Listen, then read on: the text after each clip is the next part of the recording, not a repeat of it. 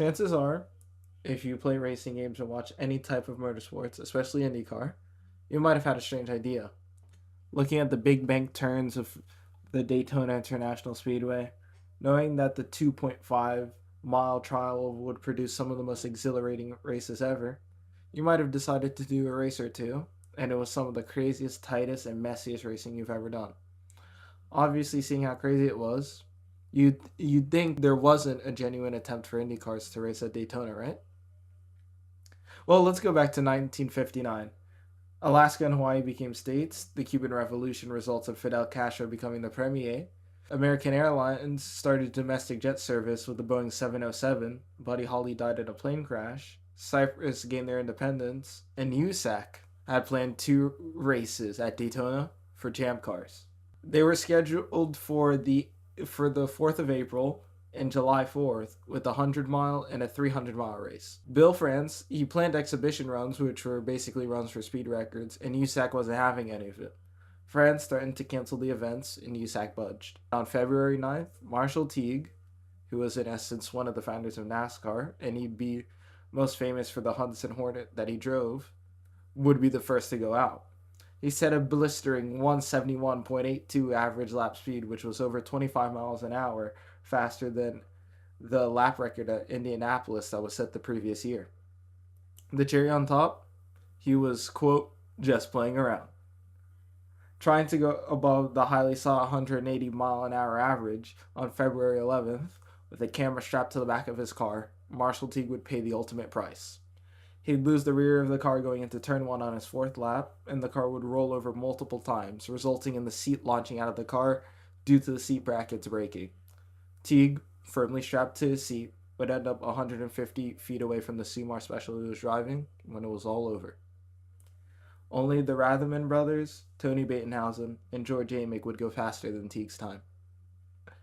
Moving on to quality weekend at the end of March, qualifying worked how the old Indy 500 qualifying worked, and 8 cars would battle for the pole on Saturday, March 28th.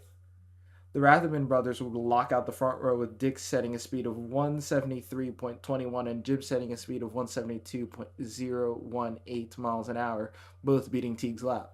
However, the fastest lap would be posted on Monday. During Sunday practice, which would usually be a quality day but wasn't due to previous rain, Bob Veith would lose the car down the backstretch, going 150 miles per hour, and suffer a gruesome crash where he'd slide into the outside wall, which would cause the car to roll over and slide upside down across the asphalt. Veith's helmet and shoulders would slide along with the car for 250 yards before coming to rest. His helmet would be grinded down by the asphalt. Miraculously, he'd only suffer from head lacerations and shoulder abrasions. He believed that the requirement of a roll hoop from USAC in 1959 onwards saved his life. The starter shaft was found to have been left connected to the car and was believed to cause Veith to lose steering by obstructing the axle. Veith and his car owner denied this. Now during Monday qualifying, George Amick would set the fastest lap of the field, a 176.887 mile an hour time, which decimated the pole sitter time, but he had to start 9th due to qualifying on the second day. Tony Batenhausen, champ car lap record holder for his unbelievable 177-mile lap around the Monza Oval, also set a great lap of 173.01 miles an hour, which saw him start 10th. Batenhausen believed that the Novi engine he used at Monza was an Amic's car. He would have gone over 180. The final time that surpassed that initial 171.82 would be allegedly from Pat Flaherty, the 1956 winner of the Indy 500. However, the electric eye wasn't on, and later he would start another lap. He started 17th due to the engine running on only 3 cylinders. It's now April 4th, game day, and the lineup is as follows. Dick Ratherman, the reigning Indy 500 pole sitter, is on pole. His brother Jim, who is the reigning winner of the Race of Two Worlds and later the 1960 Indy 500 winner, is on the outside.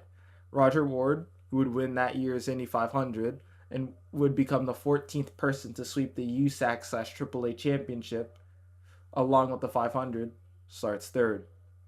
Other interesting people would be Elmer George, who's got an interesting story, and it was also the 1957 USAC Sprint Car Series champion. The 1961 Indy 500 pole winner and runner-up Eddie Sachs is 8th.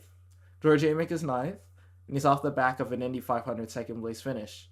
Next to him is Tony Batenhausen, off the back of his second and final USAC/AAA championship. Sutton would be the runner-up of the 1962 Indy 500. He starts 11th. AJ Foyt, who needs no introduction, starts 14th.